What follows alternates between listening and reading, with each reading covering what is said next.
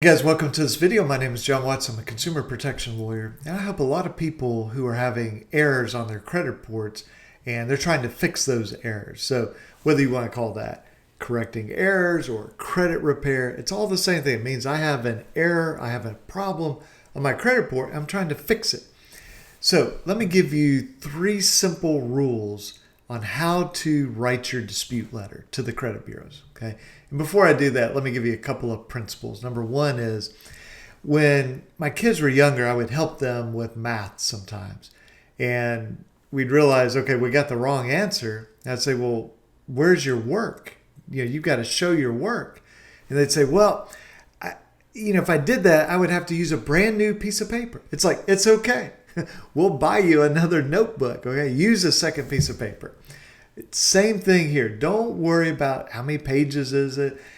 For some reason, there's this idea that your dispute letter should be no longer than 1 page or maybe 2 pages. Hey, if your dispute letter is 10 pages long and then you have 50 pages of enclosures, that's okay. Make it as long as it needs to be made. And then another sort of general principle is make sure that you can prove that the credit bureau received your dispute. So if you do it online, we talk about this all the time. Get a screen recorder, literally records your screen. You can use Loom, Loom. You can use Snagit. If you're using an iPhone or an iPad, there's a video record function. I'm sure there is with Android. Point is, do that, or my preference, send it by certified mail. And if you send it by certified mail, make sure that you have an exact copy of every single thing that you sent out. So don't keep just a Word copy on your computer. If you're sending out 3 letters, so Equifax, Experian, TransUnion, print out 4. And print out 4 sets of enclosures, okay? And they all go together. And then that way, your copy that you keep, that's exactly what you sent. So with that kind of bonus principles out of the way, let's talk about 3 requirements. Number 1, you must identify the account. Now, if you're disputing multiple accounts, well, then this would be true for each one.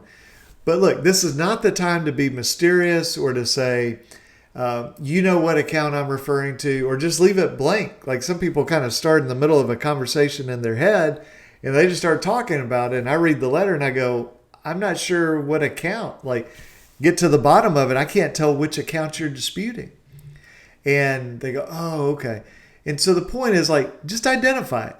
And you can do it specifically and generally. So specifically would be Capital One account number 1234. Okay. And then you might also say, and it has an approximate recent balance of $5,433. TransUnion, you have an open date of June 1st, 2007. I mean, you can identify it very specifically. Then in general, you can say, it's the only Capital One account I have. It's the only negative account I have. It's the only mortgage account I have. The only student loan. You see what I'm doing with that? Just describing it so that there's no excuse. Because these credit bureaus love to get your dispute and then pretend like, well, we didn't know what you were talking about, so we just did nothing. No, that's not why I sent you 30 pages in the mail for you to do nothing. Okay? So don't give them any excuse. Identify the account precisely, exactly which account or accounts you're talking about. So that's number 1. Number 2, identify precisely, clearly, no ambiguity, no uncertainty. Identify absolutely the errors for each account. Okay? And my suggestion is be very specific. Don't just say, and the payment history is wrong. What does that mean? I mean, I talked about this in yesterday's video about if you're hiring a lawyer to help you with Fair Credit Reporting Act. I mean, I still get emails like this where they go, yeah, I've got some false stuff on my credit report. Can you sue for me? Like, well, what's the false stuff? It's some negative items. Yeah, I kind of figured it was negative items. Like, what's wrong with them? They're not accurate. Okay, you got to give me more. Okay, don't do that to the credit bureau. Don't do that to a lawyer, but don't do that to the credit bureau. Spell it out. Okay, if the payment history is wrong, say the payment history is inaccurate because what? You say I was 30 days late in January and then 90 days late in February. How can that be? Okay. Or it's wrong because Equifax, you say this, TransUnion, you say that, Experian, you say something else. Like that can't be correct. Okay. The open date is incorrect. Well, why? Well, because you don't have the full date, or there's a contradiction between Equifax and Experian. Okay. The high balance. Every field can be challenged. Now, not every field has to be filled out for every single type of account, but if it's supposed to have information in there and it doesn't, you can challenge that. Or if there's contradictory information. I mean, I've got one where Equifax has, I think, 3 different close dates. Well, there's only one close date, okay? Or they might have multiple open date. Well, there's only one open date for an account, okay? And so be very, very specific so that the credit bureau, if we're going to hallucinate that they actually read these letters, they have no excuse. Like, it's very clear. And when they don't do a good job and you sue them and they come into court and say, Judge, I mean, we didn't know what the supposed errors were. I mean, first they come in and say, we didn't know what account they were disputing. And Judge is looking at it like, well, it says the only Capital One account and it has this balance and this open date. How many Capital One accounts were you reporting on this consumer? Well, just one, Your Honor. Okay. But do the same thing for the errors. They go, well, we didn't know what they were disputing. It's like, well, it says payment history. Well, we didn't know what was wrong with the payment history. Well, I'm reading it, counselor. It says that, you have this and Equifax has that and TransUnion has this and they're all contradictory. And here you're missing 5 months of data on my payment history. That's pretty clear.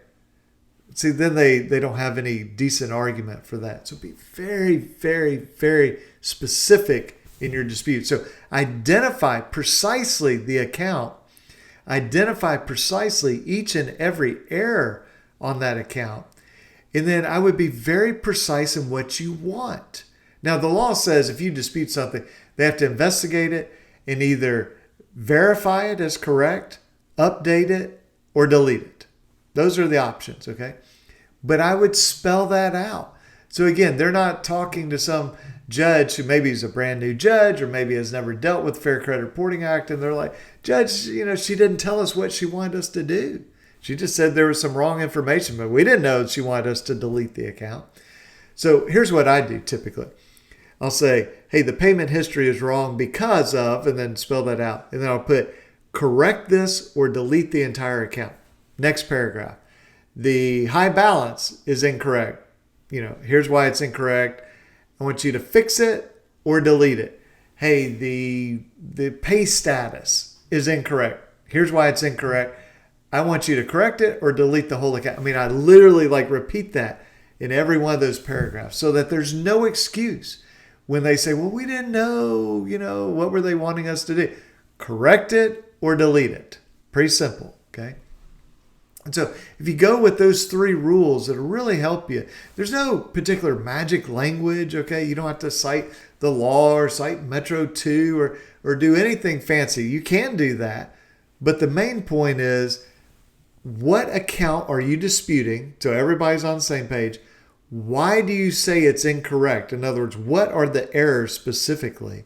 Because most courts are very clear that it's only the errors you identify that the credit bureau or the furnisher can possibly be liable for, can be responsible under the law where you can sue them.